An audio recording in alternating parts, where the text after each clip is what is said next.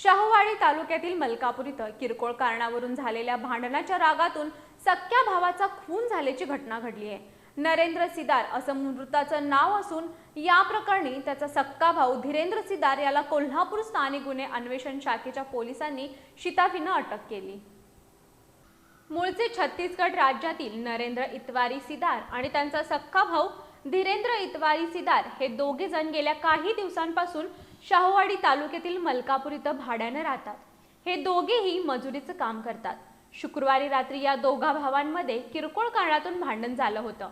त्यावेळी रागाच्या भरात धीरेंद्र सिदार यानं लोखंडी पट्टीनं त्याचा भाऊ नरेंद्र सिदार याला बेदम मारहाण केल्यानं त्याचा मृत्यू झाला। त्यामुळे धीरेंद्र सिदार पळून गेला होता।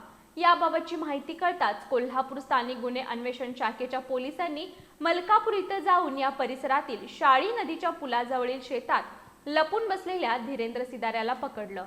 त्यावेळी धीरेंद्र सिदार यानं त्याच्या भावाला ठार मारल्याची कबुली पोलिसांकडे दिली। त्यामुळे त्याला या प्रकरणी अटक करून शाहूवाडी पोलिसांच्या ताब्यात देण्यात आलं। पोलीस अधीक्षक निलोत्पल बसू, अप्पर पोलीस अधीक्षक डॉक्टर बी धीरज कुमार आणि उपविभागीय पोलीस अधिकारी अप्पासू पवार यांच्या मार्गदर्शनाखाली स्थानिक गुन्हे अन्वेषण शाखेचे पोलीस निरीक्षक सुशांत चव्हाण, पोलीस उपनिरीक्षक संतोष गळवे, पोलीस उपनिरीक्षक अनिल जाधव, पोलीस अंमलदार हिंदूराव केसरे, वसंत पिंगळे, विनोद कांबळे, सतीश जंगम आणि संजय पडवळ यांनी ही कारवाई केली।